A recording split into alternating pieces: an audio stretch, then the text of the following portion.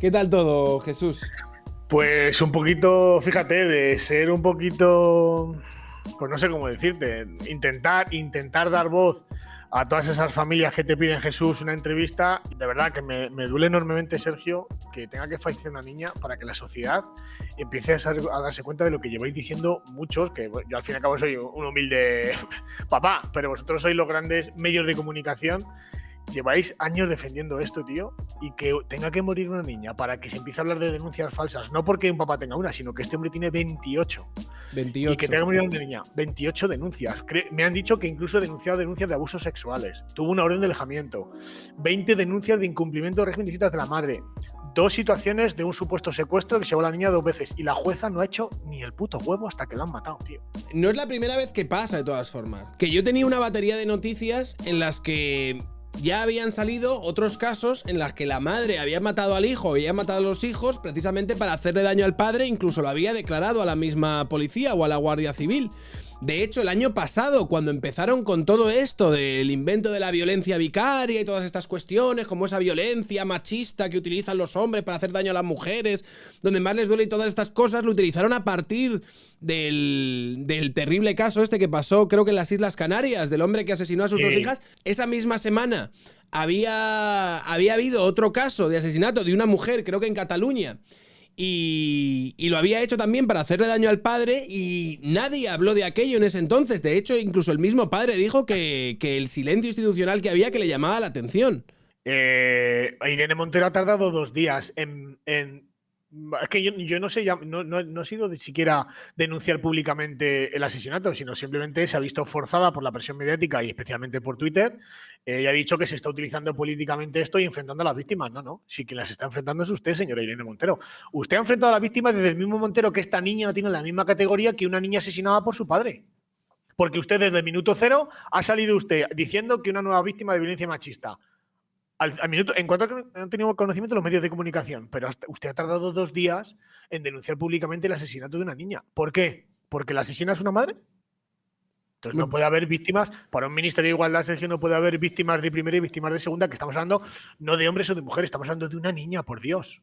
A mí me llama mucho la atención, y lo comenté ayer en el vídeo que he subido hoy, es como el tratamiento este que hacen, ¿sabes? Como si estuviesen andando sobre un fino cristal que se puede romper en cualquier momento, cuando hay un caso de estos, que inmediatamente empezaba Susana Griso ahí de, bueno, esta señora había algún problema, tenía algún tipo de problema mental, se sabe algo, es un suicidio ampliado, probablemente sea un suicidio ampliado, ¿no? Y de repente, cuando apareció el padre en la tele diciendo que esto no va ni de hombres ni de mujeres, una tertuliana aprovechó para decir, muy bien lo que ha dicho el padre, porque lo que hay que hacer es mentalizar sobre los problemas mentales, el tabú que hay con las enfermedades, y el rollo ¿de qué estáis hablando?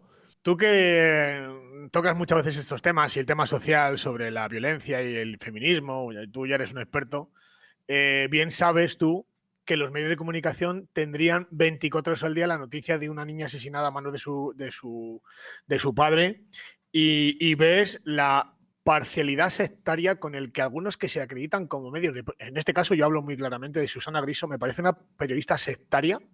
Es lo más asqueroso que he visto en el mundo del periodismo, como una mujer que han asesinado a una niña de 6 años, puede decir, lo primero que hay que ver es si esta mujer tiene, y que además que te mandé el vídeo, hasta en 3 ocasiones dices que tiene un problema de depresión. Esta mujer se plantea ver sus vídeos, porque la hemeroteca es sumamente a veces jodida, Sergio. Y cuando ella sale un caso de violencia machista, nunca, jamás, absolutamente nunca ha manifestado que habría que ver el estado mental o psicológico de ese hombre cuando ha matado a su mujer. ¿Por qué cuando una madre mata a una niña o una mujer mata a un hombre hay que ver el estado emocional? En el momento en el que existe un caso de estos, inmediatamente empiezan a hablar de las tabú, de las enfermedades psicológicas, mentales y demás, el rollo de vamos a ver. El tabú yo creo un poco también lo generáis vosotros cuando en el momento en que se produce un terrible caso de en este caso protagonizado por una mujer, inmediatamente se lo tenéis que achacar a algún tipo de enfermedad mental. No a que la madre en este caso pueda ser una señora despreciable, sobre todo teniendo en cuenta el pasado que tenía que me has dicho que le llegó a denunciar hasta en 28 ocasiones. Yo había visto ayer 20, por lo que tengo de entorno, pero esta mañana periodista en Telemadrid ha dicho 28 denuncias y el padre llegó a cursar otras 20 por reiterados incumplimientos del régimen de visitas. Incluso llegó a cambiar a la niña y se marchó del domicilio, de la zona donde tenía más o menos el régimen de visitas establecido el padre, hasta en 2 ocasiones. Y la jueza no hizo nada. De hecho, la última vez se marchó ya, se llevó a la niña sin consentimiento expreso del juez ni del padre y apareció en Gijón. Estas son las consecuencias, Sergio, no sé si estarás de acuerdo, ¿no? Estas son las consecuencias de las políticas de género que empezamos con Viviana Aido, que terminamos con María Gracia Fernández de la Vega, con Carmen Calvo, ahora con Irene Montero. Y estas son las consecuencias de empoderamientos, indultos a María Sevilla, María Salmerón, Juana Rivas y este tipo de madres delincuentes secuestradoras que al final ven la repercusión social donde una niña ya no es del Estado, o sea, no es del papá y ni de la mamá, es de la madre empoderada por un feminismo sectario donde yo no voy a entrar en las discusiones entre adultos en un proceso de separación, pero lo que es inadmisible es que una niña de 6 años se vea privada de padre simplemente porque una perturbada mental o una esquizofrénica o una maltratadora decida que esa niña es suya. Una línea de defensa que he escuchado cuando Irene Montero se ha visto obligado a condenar el caso en el Congreso de los Diputados, también se lo he visto a alguna tuitera como GMMJ y demás, lo que han dicho es, vamos a ver, claro que condenamos este caso terrible, siempre han dicho mucho apoyo y cariño a las familias, cuando sucede al revés siempre es mucho apoyo y cariño a la madre, que habría perdido en este caso. En este caso el apoyo y cariño iba dirigido solo a las familias, y luego encima han dicho una cosa muy curiosa, que es yo lo que veo por donde van a ir por la defensa, el rollo de claro, por eso nosotros sacamos una ley de protección a la infancia. Entonces todos los que le están protegiendo están diciendo, bueno, es que fíjate, si nos preocupamos por todas las víctimas y sobre todo los niños, porque hemos sacado una ley de protección a la infancia que los fascistas de esta cámara no han querido aprobar. Claro, la ley de protección a la infancia, tú luego te la lees y como contempla la violencia vicaria y como contempla todo esto, hubiese sido incluso más perjudicial para el padre, en este caso en concreto, que esa ley hubiese estado en activo, que de hecho no lo hubiese estado. Creo que cualquier persona que tenga un mínimo de riego cerebral sabe que no hace falta una ley de protección a la infancia, porque el Código Penal y la legislación vigente es sumamente amplia para castigar cualquier delito de maltrato o muerte o asesinato o homicidio en ámbito doméstico. Hay una amplia legislación y jurisprudencia de cuando ha habido asesinatos por uno u otro progenitor, la justicia tarde, como siempre, actúa. Pero imagínate el calvario de haber vivido 28 denuncias. No estamos hablando de Madrid, Sergio, estamos hablando de Segovia, una población, bueno, que no es pequeña, pero tampoco es una genialidad de mucha gente. Imagínate el entorno social, lo que habrán vivido durante los primeros meses hasta que la gente sepa la verdad. Llevan 5 años de calvario, 5 años donde un papá ha vivido todo lo peor que puede vivir un padre.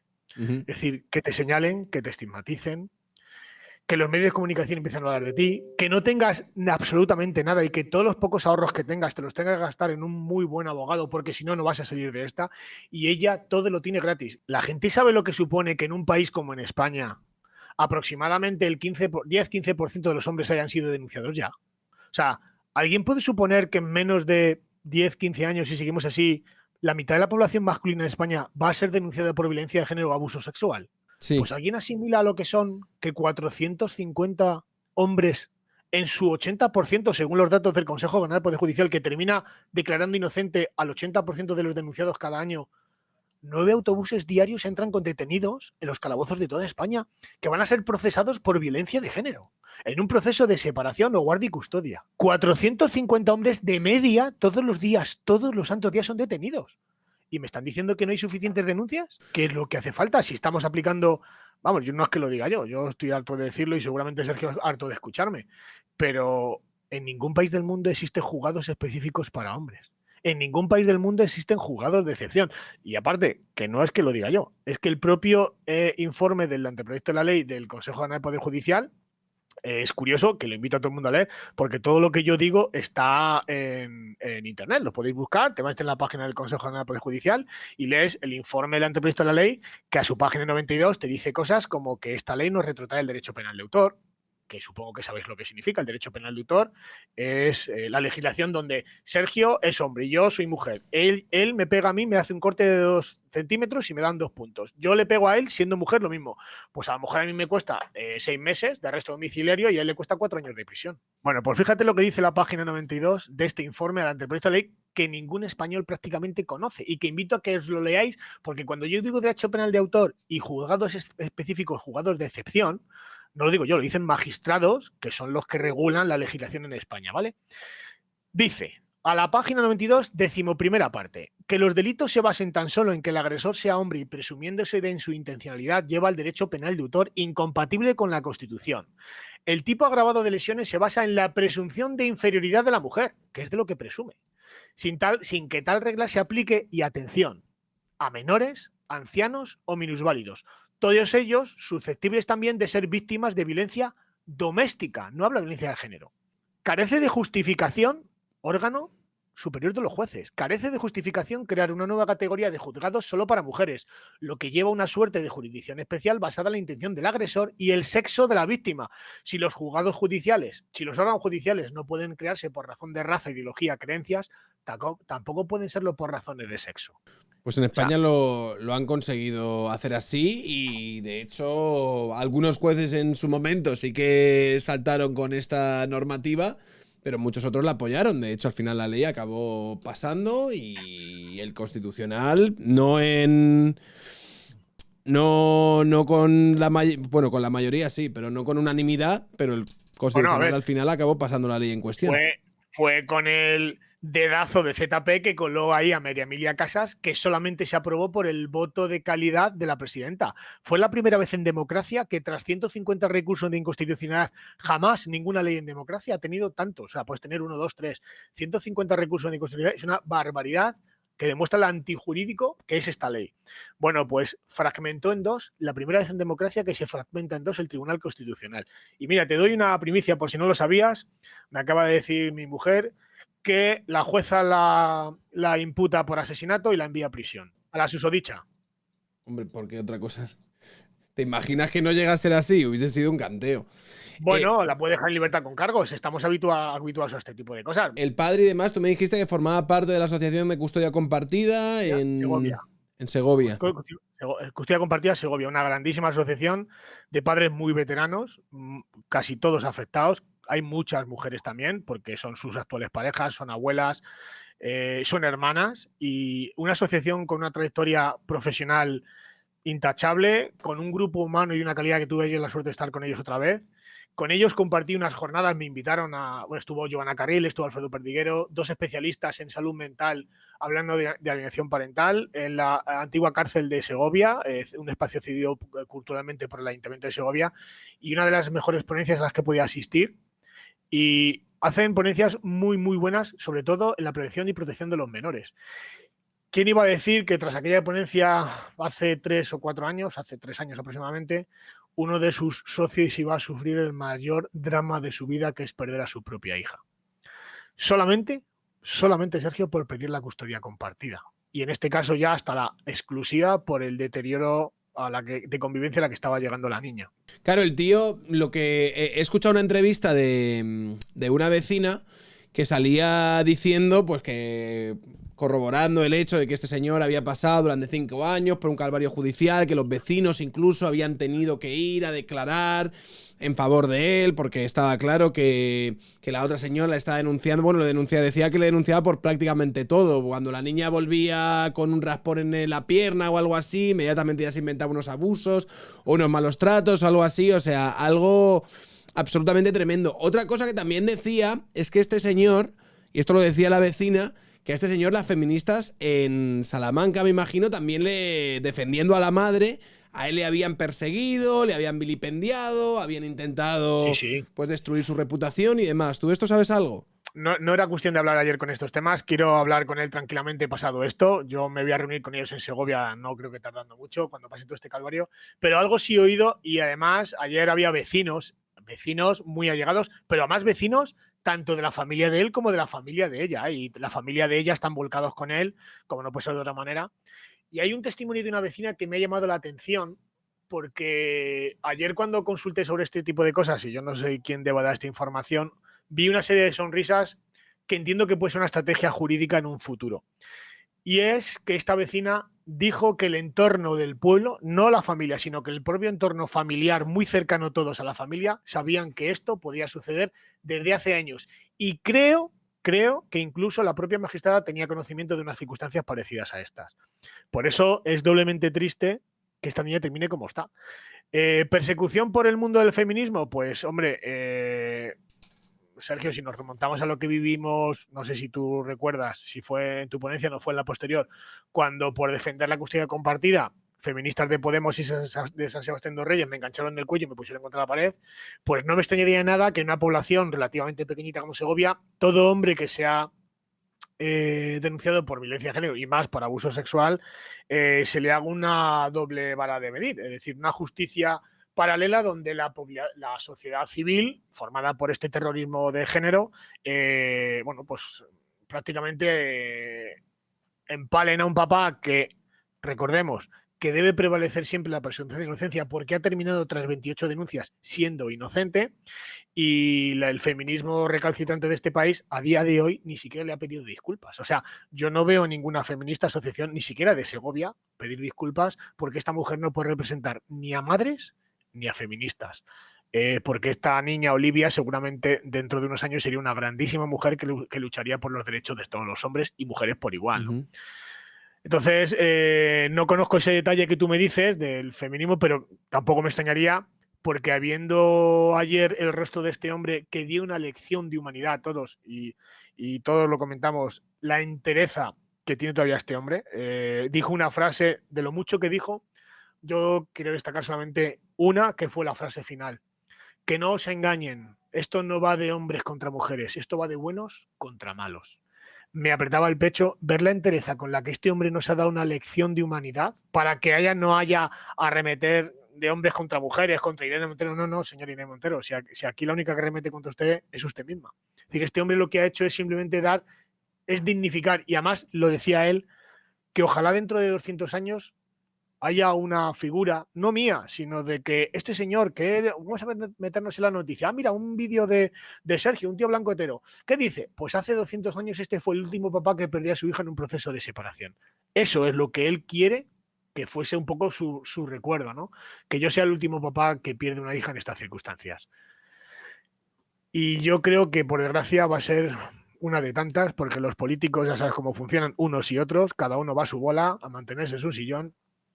Y la protección de las víctimas, yo creo que le importa muy poco a todos. De hecho, lo comentaba esta mañana con un periodista, que al feminismo y a los políticos en general, quitando honrosas excepciones, le interesan las muertes. Porque la única forma de justificar en los medios de comunicación la publicidad institucional, los miles de millones de euros que se malgastan en esto, 66.000 millones de euros de la Junta de Andalucía, 24.000, 20.000 millones de euros que se están dando ahora por Pedro Sánchez del Ministerio de Igualdad, otros 400 para ampliación de víctimas, los 50.000 euros que se gastó Carmena en cursos, por ejemplo, como en un estudio para ver si el soterramiento de la M30 tenía perspectiva de género y oprimía a las mujeres, un estudio de 80.000 euros para ver si el rosa oprime a las mujeres. O sea, cuando vemos este tipo de cosas, realmente me gustaría, al margen de los pelos morados, de los pelos trezados en los sobacos, de la ideología de cada uno, me gustaría que las verdaderas víctimas salieran a la calle y dijeran a Irene Montero si ese dinero realmente va para ellas. Porque otra cosa que me sorprende es que el Tribunal de Cuentas no tiene acceso a saber. Yo estoy dispuesta a que me suban los impuestos para proteger a la mujer o a cualquier persona víctima de una situación de maltrato, siempre y cuando sepa en qué se gastan.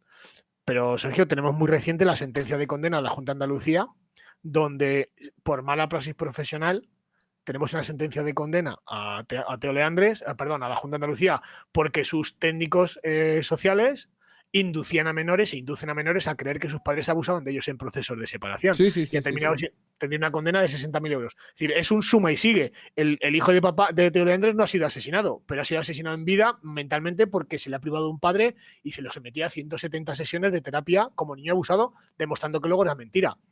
Es decir, al fin y al cabo, resumiendo, hay protección. Cuando dices tú la ley de protección del menor que dice Irene Montero, ¿a qué tipo de menores protegen? Yo cuando entrevisté a Mamadrastra, que además me dijo que era una chica que tenía como mucho bagaje feminista y demás, y de repente empezó a a salir con un padre que estaba en una situación con su hija, con la custodia, con conflictos con una expareja que le estaba poniendo denuncias, y ahí se enteró y vio un poco cómo funcionaba todo el percal y dijo, madre del amor hermoso, ¿qué está pasando en este país? Y lo que básicamente me decía es que la justicia podría funcionar como un reloj cuando se trata de proteger a los niños de posibles padres que sean abusadores o maltratadores y demás, pero cuando el peligro está en las madres, cuando son las madres las que realmente presentan indicios de tener una conducta tóxica, agresiva o nociva al final para los niños, entonces ahí se produce como una especie de gran silencio, existe como esta especie de mito,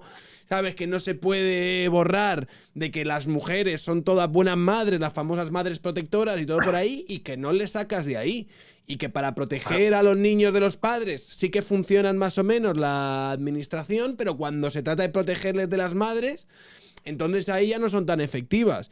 Entonces, claro, ahí la idea, cuando hablaban de lo de la violencia vicaria y tal, yo estaba viendo, ostras, pero todas estas ayudas que anunciaba, además que sacaron pecho hace poco Ángela Rodríguez Paz, Irene Montero, estaban por Twitter, por fin ya hemos introducido las ayudas, el seguimiento y tal a las víctimas de violencia vicaria, que es la violencia más tremenda, que utiliza a los hijos para hacer daño a las madres, tal. Yo lo estaba viendo y estaba diciendo, ¿alguien le va a preguntar ahora que ha salido este caso si este padre Eugenio va a poder beneficiarse de estas ayudas? ¿Va a poder tener acceso a todo esto?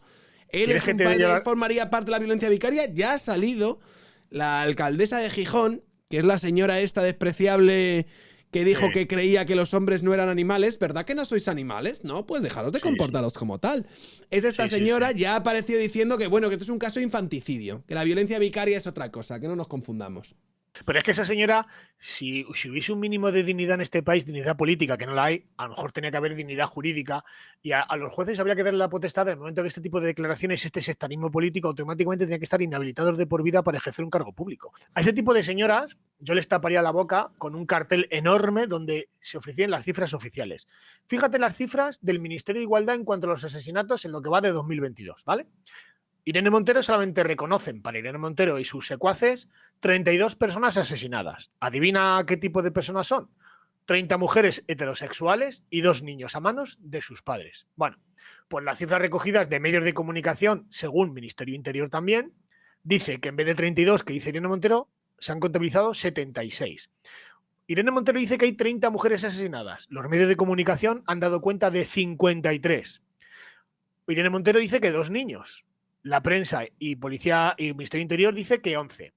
Y hay una cifra que a mí me llama la atención, que bueno, te la puedes imaginar, y es que para Irene Montero no hay más, 32, y para el Ministerio Interior y medios de comunicación existen 53, 11 y 12. Y esa cifra son hombres asesinados. Es decir, hombres asesinados en el ámbito homosexual por sus parejas, 53 mujeres, de las 30 a las 53 me salen 23 más. Esas 23 mujeres de diferencia son asesinadas por otras mujeres, hermanas, parejas, y de los 2 niños a los 11, pues son asesinados por madres o parejas de los madres.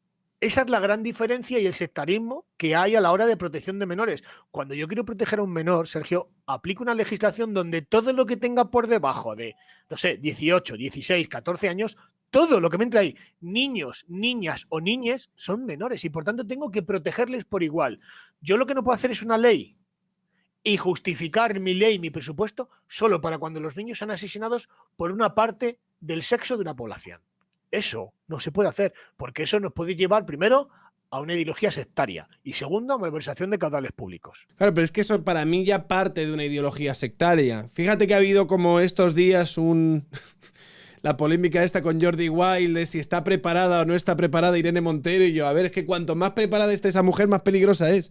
O sea, esto de que no está preparada, para mí está preparadísima. Para hacer el mal, es una auténtica lince, ¿sabes? Esa es cum laude. Tienes 20 becas y másters y Harvard y todo lo que tú quieras. Le ha servido para hacer el putísimo mal. Y yo lo veo y digo, la madre que me parió, tío. ¿Cómo tienen...? Fíjate, es que cuando salían diciendo hoy que hoy ha salido en el Congreso de los Diputados, acabo diciendo que seguirán protegiendo a las madres protectoras. Y yo, claro. Pero es que usted no se da cuenta de que si esta señora, en lugar de cargarse a la niña, la hubiese secuestrado y se la hubiese llevado por ahí, ahora ustedes estarían haciendo una campaña por esta madre y pidiéndole el indulto. Si es que no, no contempláis que puedan existir realmente madres que sean peligrosas para sus hijos hasta que pasa algo así. Que es que hasta la propia María Sevilla, con lo de María Sevilla, salían defendiéndola con lo de las madres productoras. Es alucinante, tío. Yo no sé realmente hasta cuándo les va a durar esto. Que me lo preguntaban antes por ahí. En algún momento esto se acabará, hombre. Yo creo que la estulticia al final se acaba, tío. Pero no sé cuánto va a durar y a cuánto se van a llevar por el camino, tío. ¿Qué opinas de esto que ha dicho Irene Montero de que decía, no, es que a todos los que dices que ustedes estáis induciendo al odio, están diciendo que todos, que dice, dejad de enfrentar a las víctimas? ¿Qué opinas de las declaraciones estas de que hay que dejar de enfrentar a las víctimas, que utilizar políticamente víctimas de temas tan graves, sabes, que es asqueroso y que es repugnante y que lo único que están generando es odio los que lo hacen? Pues yo me preguntaría una cosa, además es que se pregunta, o sea, la propia pregunta tiene su respuesta.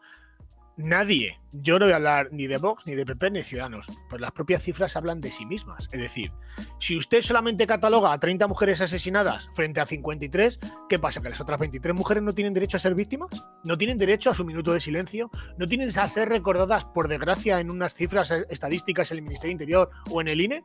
¿Por qué esas 23 mujeres? Ah, porque son asesinadas por otra mujer. Entonces, ¿quién enfrenta a las víctimas contra las víctimas? ¿Por qué las mujeres víctimas, que no voy a hablar yo de aproximadamente el 36% de incremento en relación a las parejas homosexuales, tienen un 36% más de probabilidades, y estadísticamente es así, de ser violentadas o agredidas en ambientes de mujeres lesbianas, ¿vale? Bueno, pues esas 23 mujeres de diferencia que han sido asesinadas por otras 23 mujeres, ¿quién enfrenta a quién? ¿Por qué los 9 niños de diferencia con respecto a los 2 que da el Ministerio de Interior, o sea, el Ministerio de Igualdad, frente a los 11 que da el Ministerio de Interior, esos 9 niños, ¿por qué no tienen derecho a tener un minuto de silencio, a ser reconocidos por víctimas? ¿Por qué ningún ayuntamiento ha reconocido el minuto de silencio de un niño asesinado por su madre? ¿Por qué lo llaman suicidio ampliado? ¿Por qué esa víctima tiene menos reconocimiento público? Entonces, ¿quién enfrenta a quién, Sergio? Nosotros no. Yo, por ejemplo, desde Navid salimos cuando un papá tira a su hijo por la ventana, cuando un papá mata a la mamá del niño, cuando un niño pega a una abuela y la mata, cuando un descerebrado mata a una descerebrada, da igual, o cuando una mamá mete a un niño en una lavadora, en un congelador, o este papá, que no sé si conocéis el caso, que ha sido dramático, un papá que ha tenido que luchar jurídicamente porque la madre, a un cuerpecito de una niña de 3 años, tenía 200 contusiones en el cuerpo y se ha tirado 18 meses en el congelador del anatómico forense hasta que el papá, en audiencia provincial, porque en primera instancia le dieron la razón a la madre, ha conseguido poner un poco de cordura y el papá ha recogido a ese cuerpo, se lo han trasladado del anatómico forense, no sé si de Málaga, Murcia, por ahí, a Lloret de Mar, donde han podido velar el cuerpo de su hija después de 18 meses. ¿Por qué esa niña no tiene derecho a estar en una estadística oficial de asesinato o filicidio? Porque la asesinaron una madre. Entonces, ¿quién contrapone las cifras de unos contra otros? ¿Quién enfrenta a quién? Oiga, si es usted. Bueno, Jesús, tío, no te voy a quitar más tiempo. Un placer contigo, sabes que al fin del mundo. Pues me alegro mucho, tío. Muchas gracias por pasarte por aquí. Dale mucho apoyo al padre este cuando lo veas. Y dile que estamos aquí para lo que quiera. Y nada, tío. A ver si poco a poco la gente empieza a despertar un mínimo. Yo creo que sí, además desde aquí me permito el lujo de decir, por favor, Sergio, no pares. Todos vosotros, todos los grandes youtubers, sois un poco nuestra esperanza. Ya ves lo que hay en los medios de comunicación, el sectarismo, y dentro de lo que cabe aquí hay libertad para poder hablar y sobre todo libertad de pensamiento. Así que por favor no cejéis. Yo intentaré todo lo posible a que este papá, cuando esté recuperado, pues acceda a que vosotros habléis con él, porque creo que sois una ventana de libertad y que creo que es la única forma de libertad por luchar por nuestros derechos y sobre todo por lo de los niños. Así que mil gracias, Sergio, por estas oportunidades que nos das a papás. Un saludo, Jesús. Cuídate mucho. Un abrazo.